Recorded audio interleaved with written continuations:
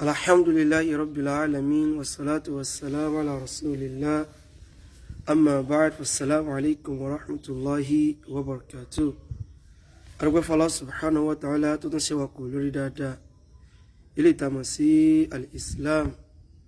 àtọ̀rọ̀ àlékún kí Ọlọ́run àti gẹ̀rẹ̀ fún Ànábì wa Muhammad sallallahu alayhi wa sallam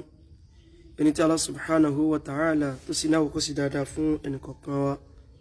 Allah subhanahu wa ta'ala kó bá wa ṣàlékún ìkẹ́ àti gẹ̀rẹ̀ fún aṣíwájú ẹ̀dá Ànábì wa Muhammad àti àwọn ará ilé rẹ̀ àti àwọn sàhábà rẹ̀. Ànábì sallallahu alayhi wa sallam nínú hadith ilé tó sì wípé ó lẹ́sẹ̀ ńlẹ̀. Ànábì sọ wípé kullu ummati yadkhuluna al-janna, gbogbo àwọn ọjọ́ mi pátá ni wọ́n wọ aljanna illa man aba, àyàfẹ́ni tó bá kọ̀ tó bá sọ pé òun ò wọ aljanna. Àwọn sàhábà radiyallahu anhum ajma'in wọ́n ní ya rasulallahi wa man ya'ba, ìránṣẹ́ Ọlọ́run wọ́n ní ta ni yóò wá kọ̀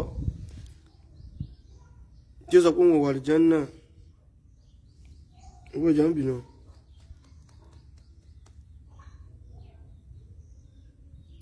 Mo chẹ́kì kankan ni. Máìkì yìí ò ṣiṣẹ́. Máìkì yìí.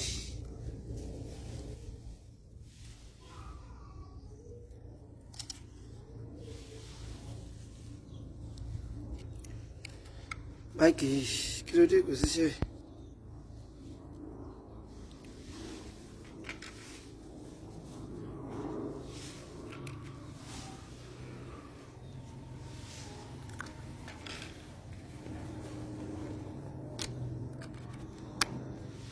Náà mo rò pé máìkì yìí ò ṣiṣẹ́ ni o, bọ̀ sí bẹ́ẹ̀ sáà ń gbọ́ mi ṣá, ó ṣiṣẹ́ kò ṣiṣẹ́ kí sáà tí mo gbọ́ mi náà ni.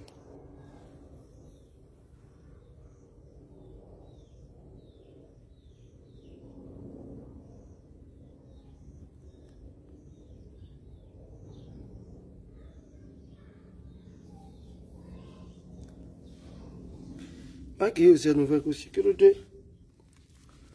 Mo ti notice pé máìkì yìí ò ṣiṣẹ́ náà.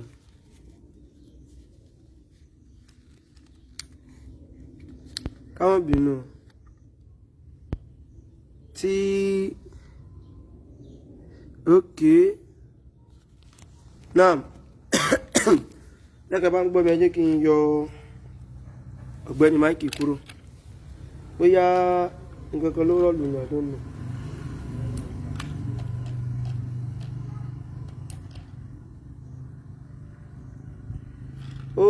Okay, mi mo fàdí òfin ṣiṣẹ́ ṣá,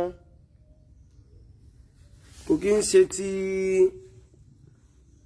the camera is not working no, ẹnu mi lásán ló ń sọ̀rọ̀. Tí mo lò yẹn kíní rẹ̀ tí mo kìbọ̀ kò kí ń ṣe ti fóònù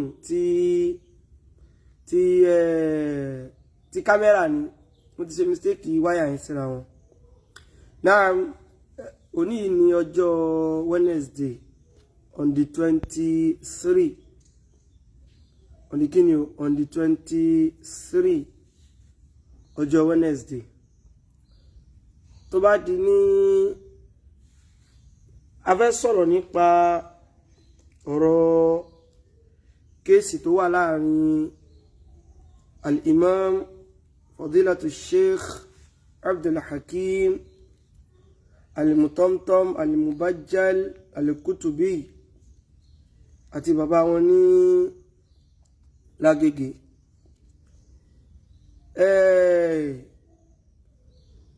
Gbogbo náà láti mọ̀ wípé wọ́n invite wọn ní zone 2.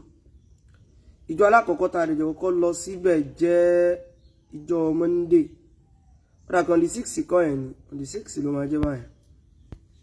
So pẹ̀lú ìyọ̀ǹda Ọlọ́run Ọba subhanahu wa ta'ala a tún ti padà lọ lẹ́yìn ìgbà. Bàbá láti ṣe sọ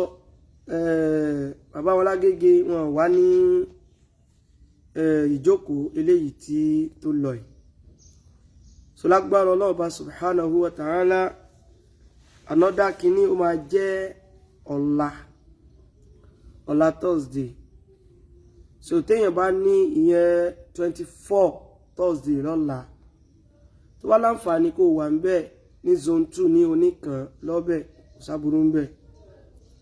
kò sí kíni o kò sí aburú kankan níbi kó wà níbẹ̀ àìṣe oníjàgídíjàgan ẹ̀dá ṣùgbọ́n kí bàbá kí wọ́n gbìyànjú kí wọ́n wà ní ibẹ̀ ẹ rí pé live video tí mo ṣe yìí gan tẹ́ bá rí background bí mo ti ń ṣe látara wípé kíni o kìí ṣe nǹkan tí màá wá sọ wípé kéèsì ńláńlá leléyìí o kéèsì kan tó ti wá fẹ́ di pé kíní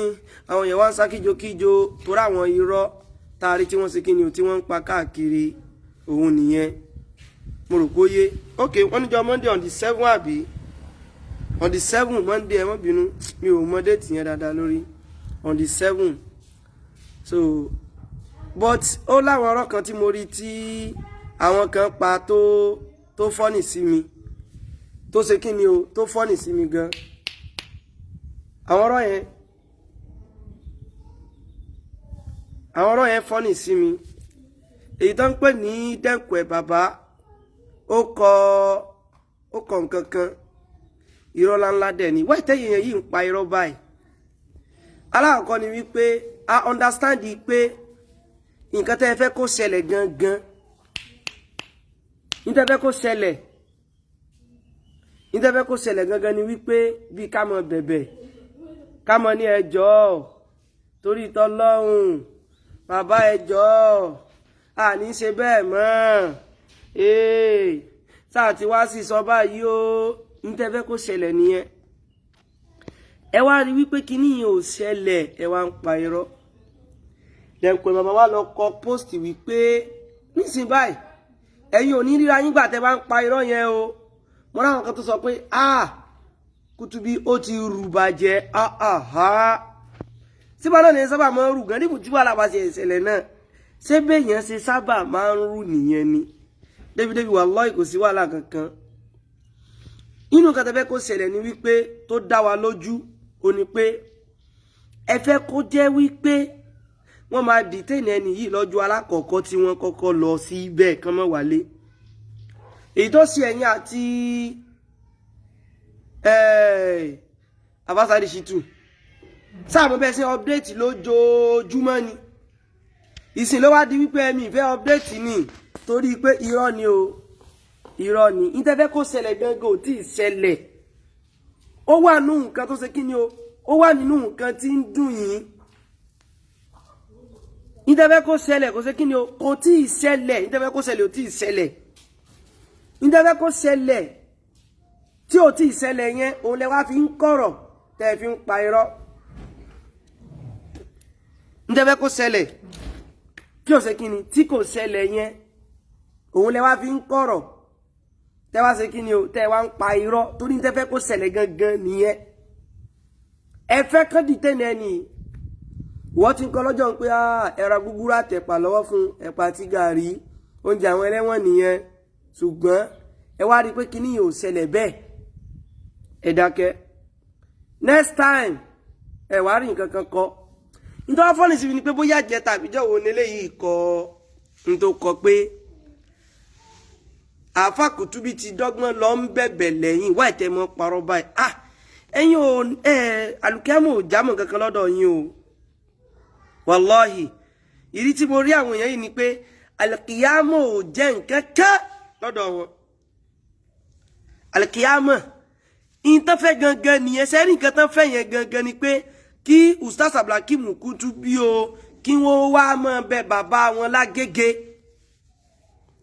wọ́n wá rí wípé ẹ̀bẹ̀ yẹn ń kọ́ o kò ṣẹlẹ̀ àwọn lọ́yà yín tó wà ń bẹ̀ sáwọn náà sọ fún pé àfà Abdulhakeem Kutubi ń dọ́gbọ́n bẹ̀bẹ̀ òtí ẹni mọ́ dákà àwọn lọ́yà tó wà ń bẹ̀ fún yín ni wallahi irọ́ ni kò sí ní tó jọ bẹ́ẹ̀ ibo náà tẹ̀tí òkè ibo náà ti lọ ń bẹ bàbá yín lágége ibo náà ti lọ ń bẹ̀ wọ́n níbo ni bàbá ò sáà wà bẹ́ẹ̀ lọ́jọ́ yẹn bàbá ò ṣó fèsì náà ẹ sábà wọn sọ̀rọ̀ kí wọ́n wá lọ́la ìtẹ́ ẹ fẹ́ gangan tí ò ṣẹlẹ̀ ẹ wá lọ fi ń kọ post torí ìtẹ́ ẹ fẹ́ ni wípé kó di wàhálà pé ó yá mọ́ lọ bẹ bàbá olówó ni olówó máa tẹ̀ wọ́n ó sọ pé òun máa tẹ̀lé wọn dé Agége àbí kí ló wí gan kò sí ẹ ó sọ̀rọ̀ kan nú ọ̀rọ̀ yẹn ó dà kó sọ wípé máa tẹ̀lé ọ̀dá gẹ́gẹ́ no going back ẹ̀wọ̀n ṣeéṣe kínní kan a ò sì ń pa irọ́ ẹ̀wọ̀n parọ́ báyìí mi ò láìpẹ́ tí wọ́n ṣe báyìí ẹ mọ̀ pa irọ́ mọ́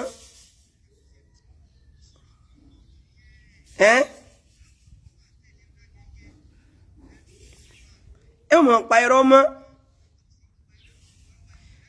ẹ mọ̀ parọ́ mọ́ wàláhì irọ́ òun lè ń pa kò sí ẹnì kẹ́kẹ́ tí ń bẹ nìkankan bẹ́ta ni lórí kíni kò yé mi lágbára Ọlọ́run ọba à ń padà lọ́bẹ̀ ní ọ̀la a ṣe kíni o à ń padà lọ́bẹ̀ ní kíni o ní ọ̀la Thursday yìí ó ní next ìjókòó níbẹ̀ ọ̀la ó ní kíni o òun ní next ìjókòó níbẹ̀ ọ̀la so ẹni tó bá fẹ́ wá bẹ́ẹ̀ ó láǹfààní kó wá bẹ́ẹ̀ àwọn èso oníjàgídíjàgan mo rò góyé àìṣe kíni o àìṣe oníjàgídíjàgan ẹ̀yẹ pa irọ́ mọ́ wẹ́ẹ̀tẹ̀ ń parọ́ fáwọn tí ń tẹ̀lé yín ẹ̀yin ò lè sòtọ́ tí yín ni ó dẹ̀ ń parọ́ olóòtí lọ ń bẹ̀bẹ̀ pé láyéláyé ẹ̀yin tó fẹ́ níbi ike ó yá àbábọ̀lá kí mùkútú bí wà lọ sí Mọ́ríkàz wọ́n wà lọ bẹ bàbá wọ́n wà sí fídíò ẹni kó ti wá bẹ́ẹ̀ o wàláhì kò sí ní tó jọ bẹ́ẹ̀ kò sí kí ni o kò sí ní tó jọ bẹ́ẹ̀ tẹ́ bá jọ wá ń parọ́ fúnra yín ẹ̀yin lẹ́jọ́ mọ̀ o tẹ́ bá jọ ń parọ́ fúnra yín ẹ̀yin lẹ́jọ́ mọ̀ ẹ̀lẹ́jọ́ mọ̀ parọ́ fúnra yín no problem ṣùgbọ́n ẹ sọ fún bàbá kí wọ́n ṣò kí ni o kí wọ́n ṣò fèsì ní lọ́la òjò bá ń lọ kí wọ́n ṣò fèsì lọ́la ìtẹ́ fẹ́ kó rí bẹ́ẹ̀ nǹkan yẹn lẹ wá ń torí ẹ̀ parọ́ ìkan ní bàbá kọ́ ló competition wallahi bàbá ló kọ́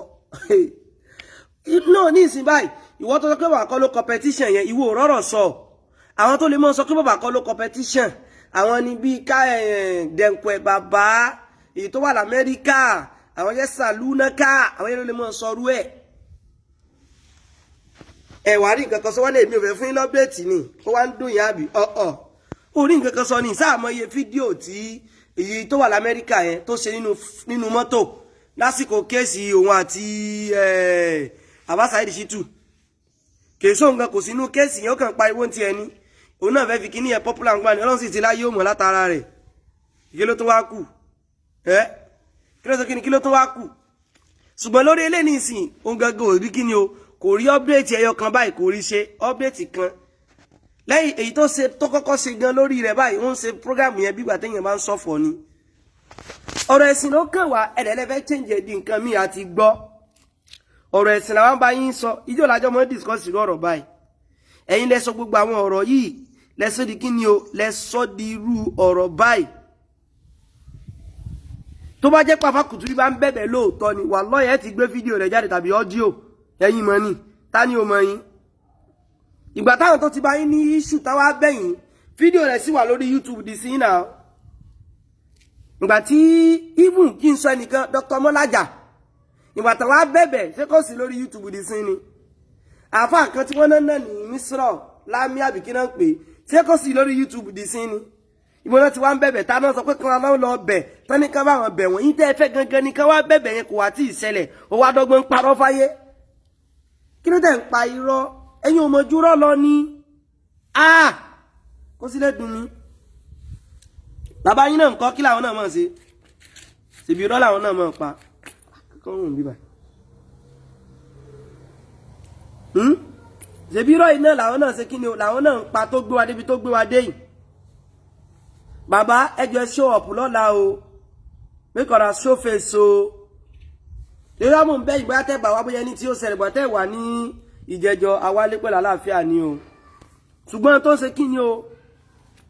in tó fún ni sin pé Banque bàbá yẹn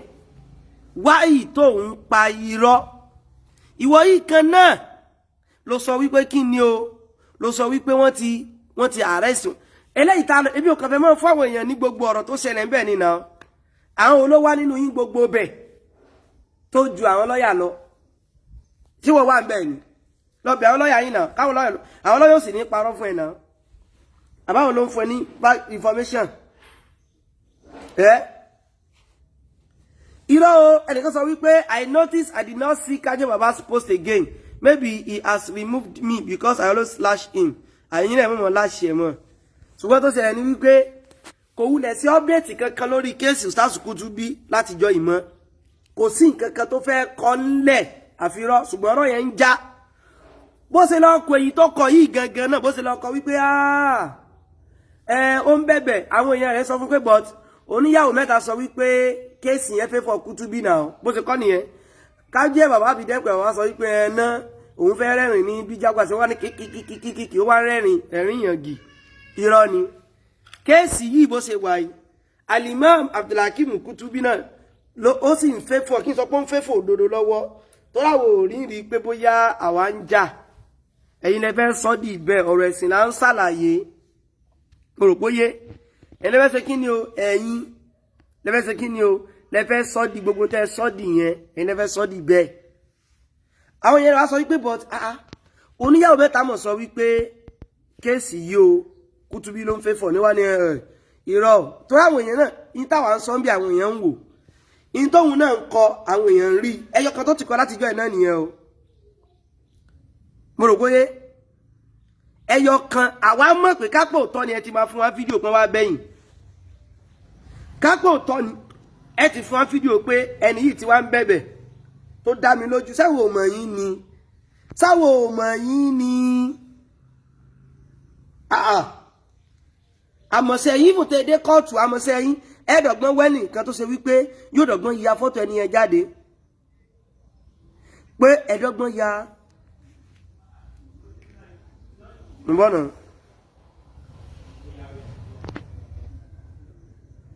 mo rò kóyé ẹ má pààrọ̀ fáyé mọ́ àwọn ìwà ló ti lọ ń bẹ̀bẹ̀ lóòótọ́ ẹ̀bẹ̀ wo wallahi ẹnìkan kò lọ bẹ̀bẹ̀ summa billahi alladhi la ilaha illa huwa àwọn olè fọlọ́wọ́ bá búra lórí irọ́ àwọn olè kí ni àlè fọlọ́wọ́ bá búra lórí irọ́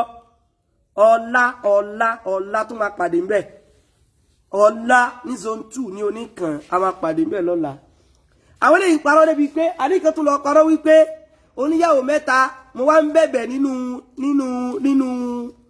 station lọ́jọ́ yẹn ó sì ń pa irọ́ ó fi rọ́ sẹ́yìn ni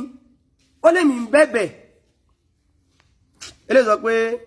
is this sermon ṣé mo kọ kútúbà jùmọ̀ abẹ́tẹ̀lẹ̀ ni ní sáré blọ́ọ̀kù rẹ kó padà wà níjọ́ mi jàre tí wọ́n lò lànà bá wíyá page ní bẹ́ẹ̀ lè mí ní wọ́n ó kù kan náà tí mo fẹ́ blọ́ọ̀kù is this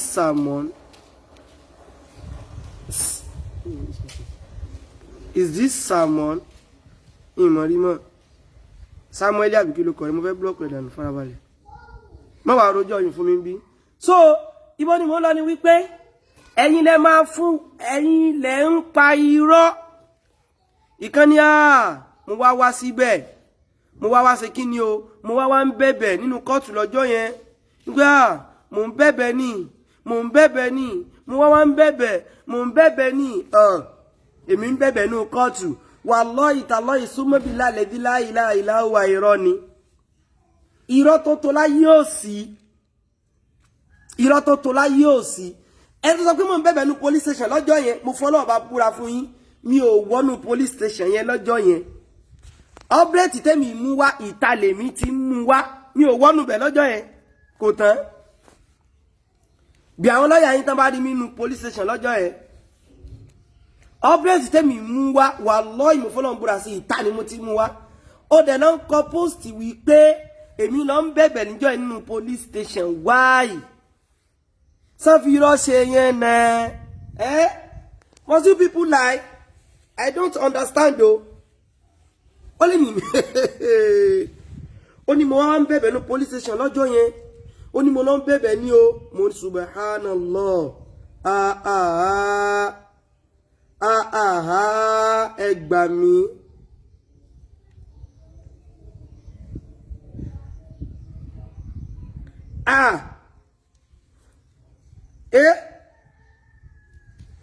nítorí ẹ̀ ń ṣe yín ni pé tẹ́bí fẹ́ rún mi mọ́nu kéèsì ni pé àwọn update tí mò ń mú wá yẹn kí ló ń dùn yín bẹ́ẹ̀ kò yé mi o kí ló ṣe kí ni o kí ló ń dùn yín bẹ́ẹ̀ wàláhì mi ò sì ní dákẹ́ bóyá torí wípé Ustaz Abdulhakeem Kutubi ti sọ wípé kẹ́nìkan kan mọ́ sọ̀rọ̀ mọ́ ẹ mọ́jà kan sọ wípé ẹ mọ́jà sọ dé èbú ẹ sì rí pàwọ̀ òbú yín ẹ mọ́jà sọ di pa ń parọ́ mọ́ra wa ẹ rí pàwọ̀ parọ́ mọ́ yín àwo òsì ẹ̀ lè ṣe àlùkìámọ̀ mi jẹ mí lógún kódà bàbá yín lágége gan mi ò gbọ́dọ̀ parọ́ mọ́ wọn ọlọ́ọ̀bí mi nù sàárè tí má parọ́ mọ́ wọn ọlọ́ọ̀ṣe kí ni o ọlọ́ọ̀bí mi nínú sàárè tí ń bá pa irọ́ tí ń bá pamọ́ ọlọ́ọ̀bí mi nínú sàárè ẹ̀yin lẹ mọ́ parọ́ àwẹ̀ parọ́ èmi ò sì ní dákẹ́ tó bá dọ̀la mà tún mú ọ́pdéètì wá tó mọ́ retí ẹ̀ tó bá di ọ̀la mà tún ṣe kí ni o I'm gonna give people update tomorrow inshallah tí ma sì wà láyé mo sì mọ̀ pé pẹ̀lú ògùn ọlọ́ọ̀bá olóòní tí pa wá báyìí wọ́n ń parọ́ ó ní mo wá lọ ń bẹ̀bẹ̀ ó ní oyà mẹ́ta ó lọ ń bẹ̀bẹ̀ kò rí mi ò wọ́nu police station wallahi mi wọ́nu police station yẹn lọ́jọ́ yẹn update tí mo mú wá yẹn ìta ni mo ti mú wá wallahi ìta mo ti mú wá ó sì lóhùn rí mi pé mo ń bẹ̀bẹ̀ ní police station àbí sẹ́ta wa mo tún ti ó tún lè ààrẹ tó yí síta inú sáà ló kọ́ bẹ́ẹ̀ ààrẹ tó yí síta pé ìta mo ti ń bẹ̀bẹ̀ kìí ṣenú mo wá lọ ń bẹ AIG níta àbí níta gbangba lórí títì ẹ̀yin òpùrọ́ irọ́ yín ti pọ̀ jù tó fi lọ́sẹ̀ pè fún yẹn náà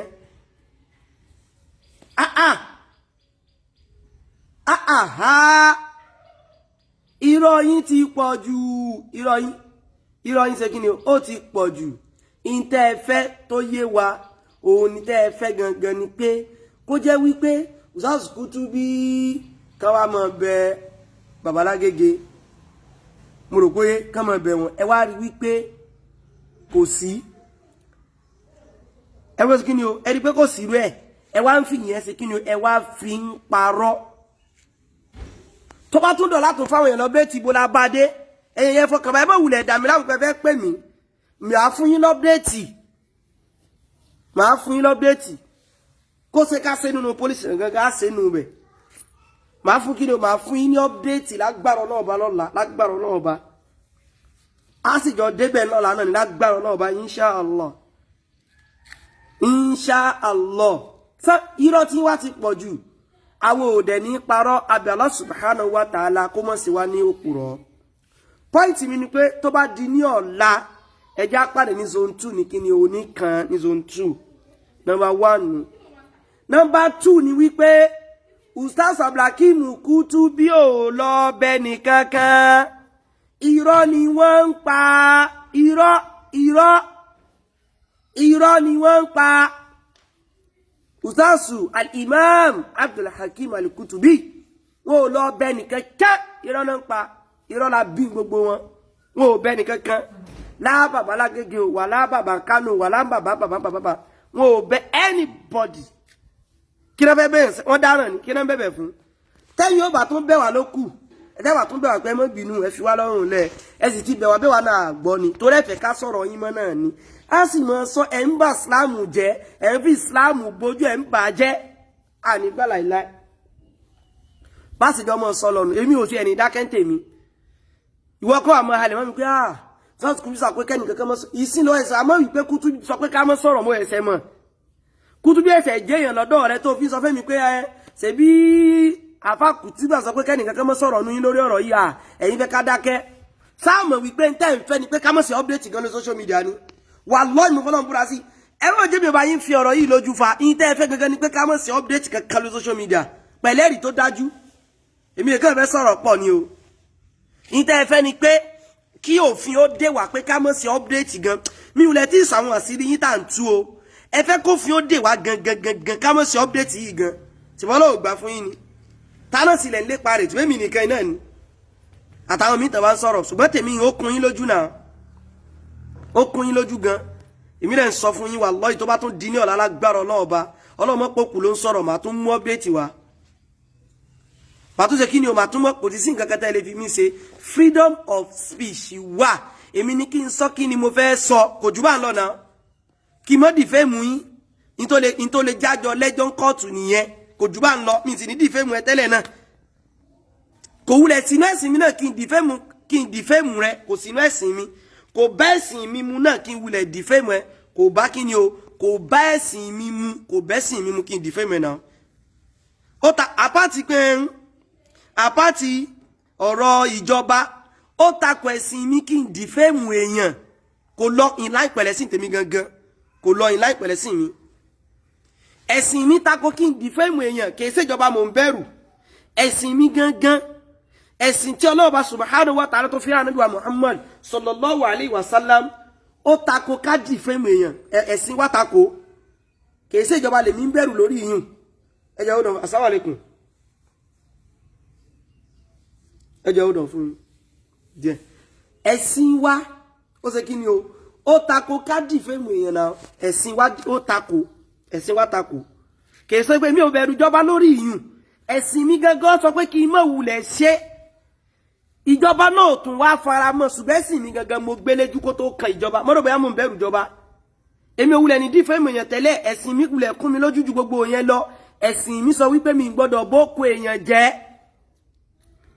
ló fi pé gbogbo tẹ́sìn wa takò náà ló mọ̀ rí tó ṣe wípé ìjọba máa takò ń gbà míì tíjọba bá takò nǹkan kan tó sì jẹ́ pé nǹkan tí ò da ẹ̀sìn wa náà ti takò tẹ́lẹ̀ tó bá jẹ́ nǹkan tí ò da o ẹ̀sìn wa náà wulẹ̀ ti takò tó rẹ́sìn wa ẹ̀sìn Islam kì í sọpọ́tì tí ò da níláyé orí ní before kòrò sọ́ọ̀tì àwùlẹ̀ sáwọn ọ̀hún ní káwùlẹ̀ mọ̀ wà mímọ́ tẹ́lẹ̀ ní before coronavirus gbogbo tó bá dẹ̀ sí ti pè wá bẹ́ẹ̀ kó tó di pé àwọn èèyàn dictate lónìí ẹ̀sìn wa ṣe kí ni o ó ti ṣe kí ni ó ti pè wá bẹ́ẹ̀ kó tó di pé àwọn èèyàn dictate lónìí so èmi ò níbi kankan ní kankan tó lè fèmí ṣe gbàgbé ẹ̀ tó bá dọ̀la wà tó update àwọn èèyàn lórí kéèsì lágbára Ọlọ́run subhanahu wa ta'ala mo mọ̀ pé update yẹn dùn yìí ó ń dùn tí last week yẹn dùn wọ́n gẹ́ pé ooo wèrè mọ́ lọ́mọ yàwó mẹ́ta yìí o ìkànsẹ̀ tó wá ìmọ̀ tí wọ́n ń ṣe èèyàn yìí báyìí tẹ́ ń ṣe báyìí ìkan kọ ó kọ́ kọ́mẹ́ǹtì bí kan mo wá rí para tí ó kọ́mẹ́ǹtì èmi ń sọ̀rọ̀ ẹ̀sìn ẹ̀yin ń ṣépè fún mi ìkànsẹ̀ tó sọ pé wallahi kèfèrí ni mí bò ó ní alábòsí ni ẹ̀yin alùsùnà wèrè yìí o this page especially and the anchor olórí burúkú wallahi this is not Islam oníyàwó mẹ́ta you are a kafir wallahi mo ní kí ló dé kèfèrí ni mí báwo ó tún fi wallahi sí ìkan tún ní nínú wọn ìkan tún ní tán bá ń wá èṣù nínú àwọn tó ń ṣe sàlàfíà pé oníyàwó mẹ́ta yìí ni kí mo fi Jésù kí ni mo fi Jésù kò yé mi kí mo fi Jésù ní ìsìn báyìí ìkan ni èmi ń pariwo pé Mudiru àtàfàkùtùbí náà ṣe kéèsì tí èwà sàwọn ni wọ́n jọ ṣe kéèsì ní náà wọ́n jọ ṣe kéèsì àwọn náà competition lọ lọ́dọ̀ ìjọba ẹnìkan kó àparò kó ga jù kan lọ àfẹ́yí tó bá gorí ebè àparò kó ṣe kí ni àparò kan ò ga jù kan lọ àfẹ́yí tó bá ṣe kí ni o àfẹ́yí tó bá gorí ebè tá a bá ti sọ tí ò yẹ ká sọ lọ́ndà òfin ìjọba kò lè mú wa lọ competition against mi tí n bá ṣèjọba wọ́n mú mi èyàn sì ni mo rí bọ́ ń bẹ̀ bọ́ tí mi bá ṣe wọ́n fi mí lẹ̀ ìjọba èso alábòsí ẹ̀ mọ̀ rò pé ìkan ní tí Mudiru bá lọ competition ni wípé torí IG gan ní zone 2 ó máa bẹ́rí fún Mudiru ni torí pé bàbá náà kọ́ zone 2 àbí bàbá náà kọ́ zone 2 mo ṣe fẹnu yẹpẹrẹ ọlọ́pàá gbó bẹ̀rí fún bàbá ni bàbá wọn náà bẹ̀rí fún tó bá di ní ọ̀la agbára Ọlọ́run bá ẹ̀tún mọ̀ retí mi sẹ́ gbogbo plan yín pátá lórí ọ̀rọ̀ tèmi mo rí gbogbo ẹ̀ o mo rí gbogbo ẹ̀ kò sí tí mi rí o èmi ò tí ì ṣe tán mo gbóyé èmi ò tí ì ṣe tán lórí ọ̀rọ̀ yín ẹjá yẹn títú al-Imam Abdulhakeem Al-Kutubi fasos bàbá yín náà ká tó wá bọ́ sí mi nǹkan tẹ́ ń ṣe lórí ọ̀rọ̀ mi sẹ́yìn pé mi ò rí ni wáyé tẹ́ ní ìsìn báyìí kí ni mo ṣe tẹ́ ń lépa tèmi káàkiri ní ìsìn kò yé mi náà kò tí ì yé mi lẹ́yìn kí nǹkan wà kí n update pé bí tí kéèsì délé o nǹkan o ẹ wá rí ibi pé èmi ni mò ń da gbogbo ẹ̀rú kí mo fi da gbogbo ẹ̀rú mo rántí bàtà ṣe dìbẹ́ẹ̀tì pẹ̀lú àwọn oníṣúfíngbà yẹn náà wọ́n ti parọ́ pé mi náà mo dàrú nù nígbà tí wọ́n bi ẹni question wípé ṣé lóòótọ́ ni wípé Ànábì sallallahu alaihi wasallam ó mọ́ bá ìyàwó Aisha ní nǹkan papọ̀ nígbà tí bá ń ṣe nǹkan oṣù lọ́wọ́ wọ́n ní kó dáhùn olóò dáhùn onítorí pé ẹ tó bá lọ dáhùn ó lè dá nǹkan lẹ̀ mo wá ní tó bá ti dáhùn àní bá debate lọ mọ́ ẹ wá ń pariwo pé èmi mo dá gbogbo dìgbà yín ó yà mẹ́ta ìwòsàn ẹ̀ tí popular ń gbà wọn tí mo pè ní àwọn mẹ́ta dáadáa ń gbà wọn ní mo dá debate gún sí mọ́ dá nǹkan rúnú o ò fẹ́ dáhùn ìbéèrè tí wọ́n bí ẹ́ torí bàbá yín Mudirul Markaz wáyé tó fẹ́ dáhùn torí ká má bàa bínú mo wá ní debate ò ní lọ mọ́ tó bá ti lè dáhùn pẹ́sí gbókọ̀ mi jẹ́ gbàánu ẹ wá rí pé wọ́n da gbogbo nǹkan rú ìmọ̀délé rú ìgbà tí wọ́n gbégbèsè kí àárín Imam Abu Rahima àti àfọ́sàdì Ṣítù tó fẹ́ kó dàrú náà tí mo bọ́ta tí mo yanjú gbogbo ìgbà náà wọ́n ṣépè fún mi ni wọ́n ní gbogbo ẹ̀kan mo mọ́ dá sí sán fi ṣépè fún mi ni kí lọ́rọ̀ wọn fi ṣépè fún mi bẹ́ẹ̀ kò yé mi kí lẹ́ fẹ́ gbà ń bẹ́ẹ̀ ṣe ẹ̀yin fẹ́ kí nǹkan mọ́ dàrú tí yín ni kò yé mi tẹ́bí wò pé mi o àfi kí n mọ́ yanjú gbogbo ẹ̀ ẹ fẹ́ kí nǹkan mọ́ dàrú ni àwọn ọba yín jà mo ò lè halẹ̀ mọ́ èmi o òótọ́ ló gbọ́ lẹ́nu mi yẹn o ò lè halẹ̀ mọ́ èmi òótọ́ nu tí mi ò bá ti ṣe nǹkan tí ó lè gbé mi dẹ́wọ̀n wo tọ́nà ò bá ṣe tán tó fẹ́ mú ẹ̀dá rẹ̀ àbí ọlọ́kọ̀ ò pé mo fẹ́ kọ́ lẹ́kọ̀ọ́ bóyá ó fẹ́ tún gbé ga níwájú rẹ̀ òun lẹ́ sójòrò lọ́dọ̀ ìjọba tí ó jẹ lọ ìjọba ò ní sójòrò àbẹ́rò pé mi mọ́ gbọ́ pláàni yìí náà mo mọ́ pláàsì lórí ọ̀rọ̀ mi náà àwọn ta ni ẹ̀ ń ṣe kíní fún ẹjá jọ lọ pàdé kóòtù kò ní ìtumọ̀ kankan bẹ́ẹ̀ ni ẹ ṣeun nígbà ọ̀rọ̀ Malam Yusuf Adépọ̀jù náà same ti tẹ́ sọ náà nù ẹlẹ́mìí náà mo da gbogbo ẹ̀rú dídàrú náà ń pè yín ní àbí mi ò jẹ́ kẹ́ ẹ ráburú tẹ́ ẹ fẹ́ ṣe wọ́n sáré wá lọ pé bàbá sísítà tá àyànjọ́ rẹ̀ gbà yẹn ìyẹn wá pè mí wọ́n lọ fún bàbá yẹn ní nọ́mbà mi kò sí bàbá ń wo program wọ́n sì fún bàbá ní nọ́mbà mi wọ́n ní bàbá wa sọ pé kí mi mọ́ dà sọ́rọ̀ mọ́ o ṣé mi jẹ́ family Adépọ̀jù ni èmi ọmọ ọlọ́mọ mo yà pé bàbá Adépọ̀jù bàbá ṣé ẹ ti adopt mi wọ́n làwọn adopt mi mo sì dánmọ́ wọn jọ ẹ wá rí mi rí bí irú sí dá kíní kankan sí kémi ò wá dákẹ́ ni ẹ fẹ́ kí gbogbo èèyàn ò dákẹ́ ní ìsìn sọ́sọ̀ Blakimu Kutubi ẹni ẹ̀hán ní kọ́mọ́ sọ̀rọ̀ mọ́ sẹ́wọ̀n ṣe lecture ni sẹ́wọ̀n ṣe lecture lánàá ni irọ́ sáàdọ̀ ni àbí ìjẹta sí ẹni ìjẹta àbí wọ́n ṣe lecture ìjẹta sẹ́wọ̀n ṣe lecture ìjẹta ni àbáàná ni ti ẹ̀ràn tí gan mọ́ sẹ́wọ̀n ṣe lecture ni sẹ́wọ̀n sọ wúrọ̀ àwọn ọ̀rọ̀ yìí wọ́n sọ ń bẹ̀ ni ìwà náà ní ká mọ́ sọ àmọ́ sọ lọ ni o lágbára ọlọ́ọ̀ba àmọ́ kò sí ìtàsí ń bá lọ yìí kò lè parí síbi pé ìwọ náà wàá mọ́ sọ̀rọ̀ mọ́ lórí social media ó kálukú ní freedom of speech ani freedom of kíni o freedom of speech àṣẹ kíni ani eléyìí pé you are mad wèrè ọlọ́run ní sí wọn náà wèrè so wọ́n wá block ẹ̀ ṣá káwọn èèyàn tó mọ lálàsí rẹ̀ kán lálàsí rẹ̀ ni o bẹ́ẹ̀ ni àfá Ibrahim mo wá di ọmọ ọlọ́mọ láàrin èrò èmi bẹ̀ tí bá káyé wàhálà tó ti bá mi fà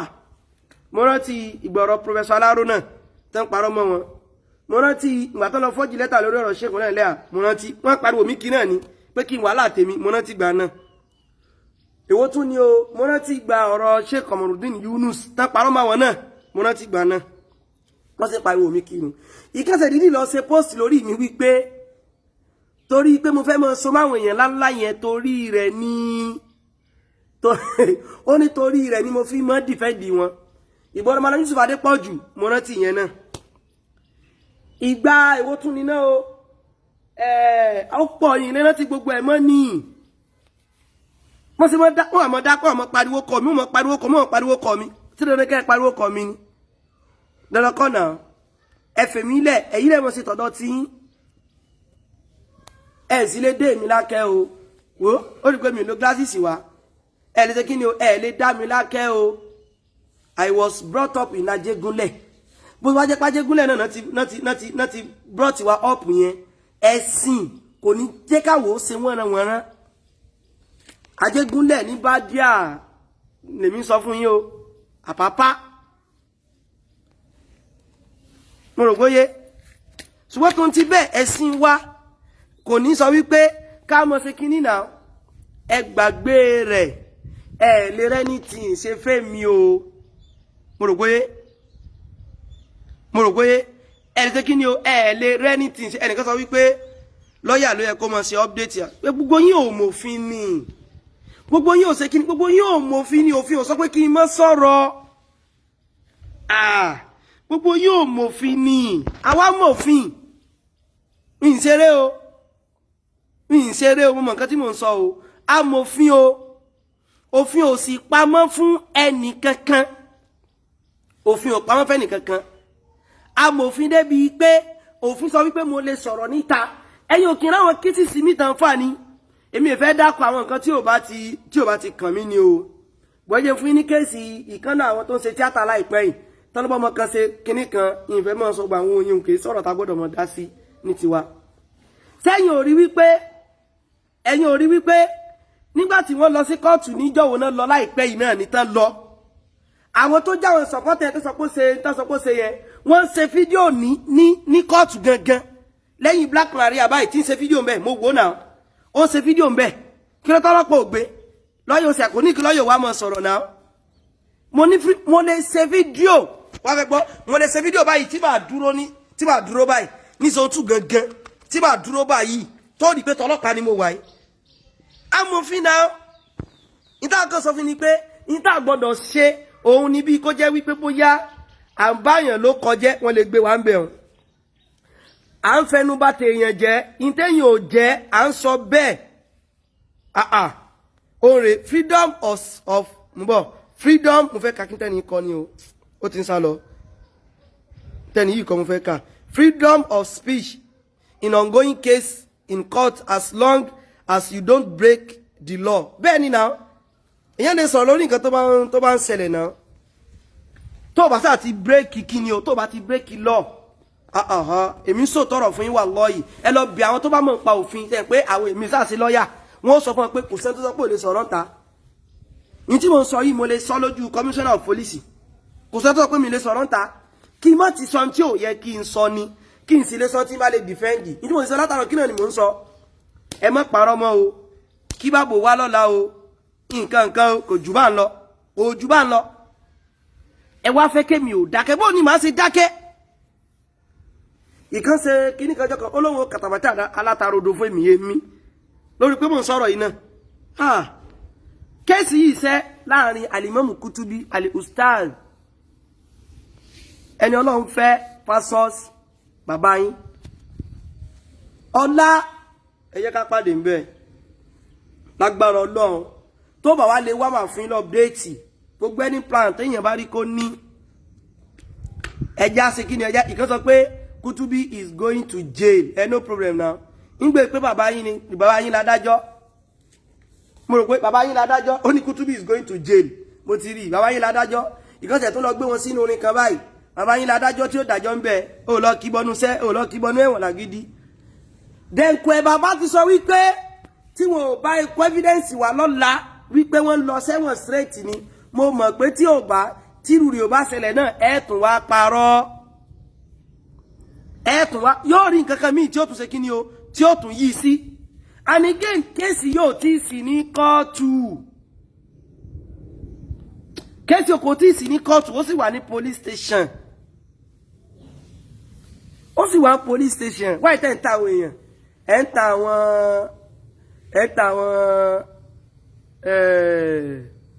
ta àwọn dẹ̀dẹ̀ rẹ̀ àbí ẹ̀ ń ta àwọn dẹ̀dẹ̀ rẹ̀ kò sí lọ́mọ̀ tí bàbá yín ó bá wá sí police station wọ́n gbọ́dọ̀ rẹ̀ tó competition báyìí kó jókòó àmọ́ kí bóyá bàbá lọ bí òkú last week ni kán mọ̀ lọ bí súná ọmọ ní lọ́la o kán wá bẹ́ẹ̀ wọ́n ó jókòó báyìí bàbá ń tẹ́ ẹ̀kọ́ ìbò ló ṣe jẹ́ bàbá kejì náà ìyẹn sọ́dọ̀ Hakeem Kutubi ń tẹ́ iná sọ sheikh kí ló ṣẹlẹ̀ wọ́n jọ wá sọ kò jù bá ń lọ́nà ẹ jẹ́ ń dá dó báyìí o 10:30 mo ní máa parí pẹ̀lú tí mo ṣe igan mo ti ṣe èèyàn ṣùgbọ́n wọ́n forí jì mí yẹn ó dá mi lójú lágbára ọlọ́ọ̀bá wọ́n forí jì mí so ẹ jẹ́ ń dá dó báyìí jàre ìfẹ́ sọ jù báyìí lọ ṣùgbọ́n lágbára ọlọ́wọ́ ọba tó bá dọ̀la ìtumọ̀ retí update mi títí aago 10 sáago 11 mo ń tọ́ lèmi sọ fún irọ́ tòrá àti ẹja owó sì máa rí lọ́la ṣá ẹja owó sì máa ṣe kí ẹja owó sì máa rí ibùn tó bá jẹ́ pé bá fẹ́ kọ́ skinny sínú kéèsì mọ́ gbọ́ o wọn ò ní fi Alimamu àbí Fadilatul Mudiru sínú petition o Mr náà máa lò Mr òun náà máa kọ́ bẹ̀ Mr máa gbọ́ òun ní Mr ìfẹ́ dákọ̀ bàbá torí ni òun náà káwọn sọ pé mo dákọ̀ tí bá sì dákọ̀ wọn gan ní fúlù náà ẹ̀ tún lè gbé mi alámòfin wọ̀n bá amòfin máa gba wọn ní Mr. Orioreru versus Mr. Agbọ́tikúyọ̀. Mr. náà máa lò fún wọn. Mr. Ọ̀bàyéjẹ́ versus lápẹẹrẹ ni versus Mr. Atayese yẹn báwọn àti Atayese náà méjèèjì. Má ṣe kọ́nù kò sí pé wọ́n ní fi Fàdílátù Mùdírù bẹ́ẹ̀ o kò lè bà ń bóyá ò tí ì rí ò tí ì rí ó ṣe kí ni ò tí ì rí wọ́n jẹ́ blọ́ọ̀kì ilé dànù jàre. Stop rubbish Abumoridia. This couldn't help Kutubi kò kan wọ́ jájọ pàdé mbẹ́ lọ́la tó bá ba help rẹ̀ bí ò ní help rẹ̀ wàhálà tọ́dọ̀ ti ẹ̀kọ́ yẹn náà so onífẹ́ àbá Kutubi jẹ́ mi lọ ni onífẹ́ àbá Kutubi tẹ́ mi náà ọgbọ́n lẹ́ ń dà ọgbọ́n òun lẹ́ ń ṣe kí ni òun lẹ́ ń dà ẹ̀ ń dọ́gbọ́n ni ẹ̀ ń ṣe kí ni ẹ̀ ń dọ́gbọ́n àníkan tó sọ pé àkímọ́ sọ̀rọ̀ yìí mọ́ ó lè afẹ́tù sọ́ọ̀sì Kutubi ní police station mo ní ọgbọ́n lẹ́ ń dá ẹ wà gbójú èèyàn gidi wá láti mọ̀ fi advice mi kí n lè bá dákẹ́ dáúdà ipò àkàní bàbá sì ti kú dáúdà ipò àká ti kú ẹ wo torí tọ́lọ́ kò sí ṣẹ́ẹ̀kì kankan bẹ́ẹ̀ kò ní sí Adamu Law Hayata win petition o. The case now is between one Mr. Apolowo Shia àti one Mr. Agbésúnà Nábìgá má ṣe kọ́ bẹ́ẹ̀ nìyẹn o bóyá ẹ̀ tí mọ̀ àwọn eléyìí ò mọ̀ nǹkan kan ẹ lè máa fẹ́ lá nílùú yín nílé yín ibi tó bá ti wù yín kò dé ọ̀dọ̀ ìjọba kò dé kí ni kò dé ọ̀dọ̀ ìjọba kò dọ́dọ̀ ìjọba kò dé kí ni kò dé ọ̀dọ̀ ìjọba akramakumullah kò kọjá gbogbo bí tẹ́ wà yẹn kì í sọ̀dọ̀ ìjọba kan ní tí Mùdírù gan bá ṣe kí ni o tó bá rí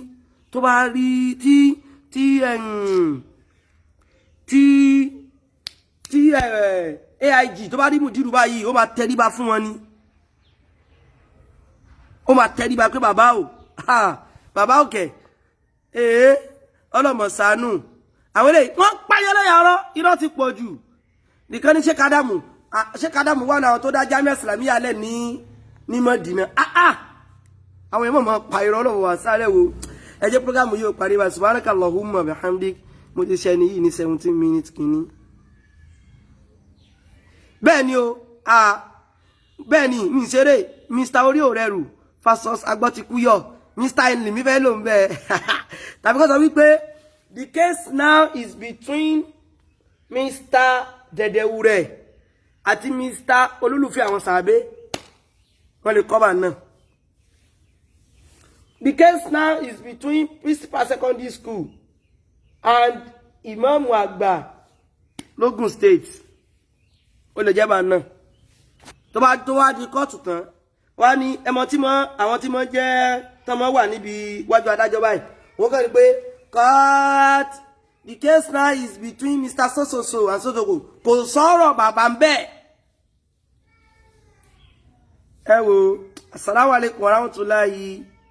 Ó yá mo bọ̀ yín tí mo fẹ́ náà ti bá mi gbé wá yẹn case ẹ jẹ́ sáré bò mo ṣe lè mo fẹ́ kíní mọ́ sá lọ o kíní case yẹn gẹ́gẹ́ mo fẹ́ gbé wá òun da o wọn náà mo fẹ́ ka mi wọ́n ṣe máa ka ni mo ṣe lè rí kíní yẹn táàgì ni ìrìn mọ́ mo ti rí ẹ ṣeun case 23509 case 2350987 between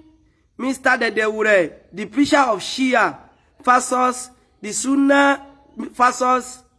versus defender of Sunnah. Mr. Gbọ́dọ̀ wà ńbẹ̀.